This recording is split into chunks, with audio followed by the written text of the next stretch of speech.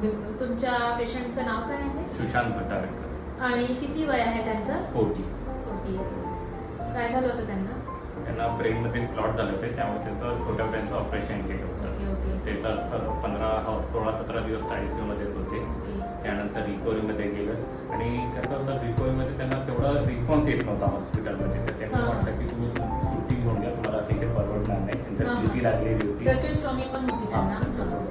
तर त्यानंतर घरी तर आम्ही करू शकणार नव्हतो, कारण की त्याच्यात कुठलं मेडिकल फील्डमधून कोणी हे नाही आहे, एक्सपिरियन्स नाही आहे. कारण ट्रॅकियोस्टॉमी हँडल करायसाठी खूप जास्ती एक्सपर्ट नर्सिंग केअर आणि गायडन्स हवा असतो प्रॉपर. तेच. आणि मग त्यामुळे कसं घरचे पण ते एक्सपेक्ट करत नव्हते की आम्ही घरी कसं हँडल करू वगैरे म्हणून. त्यामुळे मग मला एक राऊत हॉस्पिटलमध्ये एक RMO आहे, त्यांनी मला सजेस्ट केलं की तुम्ही संवेदनामध्ये जा, तिथे मला चांगली केअर होईल. तर मग ठीक आहे म्हटलं. त्यातल्या त्या हॉस्पिटलमधनं पण मला खूप सारे ॲड्रेस देण्यात आले की तुम्ही इथे जा, तिथे जा. तर मी ॲक्च्युली खरं सांगतो, मी कमीत कमी 5 ते 6 केअर सेंटर फिरलो. ओके. नागपुरातले सगळे? नागपुरातले, टेलिकॉम नगर, नरेंद्र नगर, त्यातल्या धंतोली आणि एक इकडे पण होता आपला हिन्या साईडला. बट मी जेव्हा सगळे फिरलो त्यानंतर मला सगळ्यात बेस्ट वाटलं हे सगळे, कारण की इथलं ॲटमॉस्फिअर जो पॉझिटिव्हिटी होती तिथे नाही, तिथलं स्टाफ, इवन डॉक्टर सर जसे रवी सर आहे आणि फिजिओथेरपी डिपार्टमेंट एक सेपरेट डिपार्टमेंट आहे. तर जे पूर्ण पेशंटला जे हवं होतं ते सगळ्या गोष्टी इथे होत्या. कारण की इथलं होतं धंतोली, तिथे बघितलं तर तिथे ॲटमॉस्फिअर तसा नव्हतं. तिथे गेल्यानंतर निगेटिव्हिटी होती, एकदम अंधार आणि ते पेशंटला कसं घरचं वातावरण पाहिजे. पण तिथे गेल्यानंतर ते जे होतं त्यांचं सक्शन वगैरेचं या पेशंटचं घेऊन त्या एक तर आपल्याला तिथे कसं इन्फेक्शन व्हायला नाही पाहिजे म्हणून आपण त्याला केअर करायचं. पैसे लागलेले राहतात पेशंटला, तर आपल्याला बिलकुल त्यांना जपून ठेवायचं आहे, सांभाळून ठेवायचं आहे. आणि मी तिथे बघितलं की याचं सक्शन मशीन तो घेतोय, त्याचं ते आवडलं नाही. स्टाफ पण असं काही मला वाटलं नाही. काही दिवस ऍडमिट मी जाऊन बघायचो, 2-2, 3-3दा जाऊन बघायचो. एकदम, कारण की दादाचं कसं मुलगी वगैरे आहे, मला त्याच्याबद्दल बिलकुल हे करायचं नव्हतं, निष्काळी मला बिलकुल घ्यायचं नव्हतं. म्हणून मी तयार नव्हतो. मला तर ते न्यूरॉनवाला म्हणे तू घरी घेऊन, आम्ही जबरदस्ती 10 दिवस एक्स्ट्रा मारलेला. मला सॅटिस्फॅक्शनच नव्हतं. त्यानंतर नरेंद्रनगरला बघितलं पण तिथे मला स्टाफच नाही दिसला.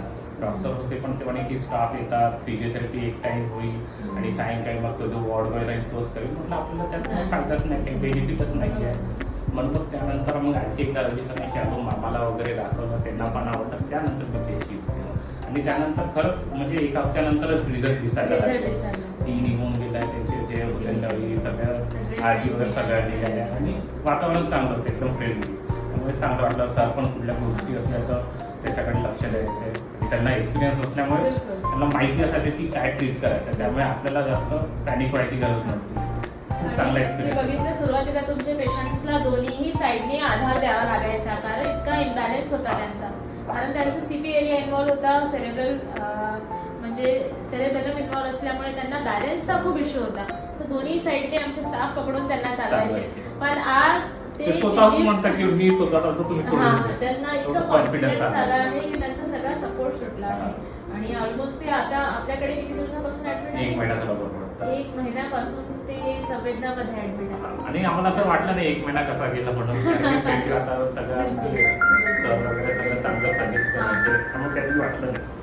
याच उद्देशाने संवेदना आता मी दोघांनी सांगितलेलं आहे. एक शिवणीचं आहे, ते गोंदियाला गेलेले आहे तिथनं न्यूरॉन मधनं. त्यांना म्हटलं तर ते म्हणे मैं देखता हूँ थोड़ा मेरे पास कोई है नहीं बोले उठेवाला, तर बिलकुल मिळता है तो मैं भी शिफ्ट करूँगा. आमच्याकडे कसं ना खूपदा पेशंटचे रिलेटिव्ह नसलेही तरीही आम्ही तेवढ्याच आम्ही काळजी घेतो. तुम्ही बघत असता आहे की किती पेशंट आहे, कांदा त्यांची मुलं नाही राहत, पण आमची जिम्मेदारी आहे त्यांना खाली फिरवणे, सगळं त्याच्याशी बोलणं म्हणजे खरंच वातावरण एकदम छान आहे. त्यामुळे माझ्या पेशंटला बरं वाटतं की चांगल्या ठिकाणी जे त्यांचे रिलेटिव्ह असो किंवा नसो, आम्ही जे आमची जिम्मेदारी आहे की इथं आम्ही तुम्हाला बेस्ट नर्सिंग प्रोव्हाइड करू, जे आम्ही कमिटमेंट केलं बेस्ट नर्सिंग केअर आणि बेस्ट फिजिओथेरपी, ते आम्ही आता एक्सपिरियन्स आहे. म्हणूनच म्हटलं मी घरी गेल्यानंतर मी फिजिओथेरपीला इकडेच आणायचं हे करीन ट्राय. कारण की आता कसं मला पण ॲटो वगैरे बघावं लागेल, मग तुम्ही ते लावलं की मग मी निश्चित होईल. चांगलं वाटलं आणि रिझल्ट चांगले आहेत. ठीक आहे. Thank you so much. थँक्यू.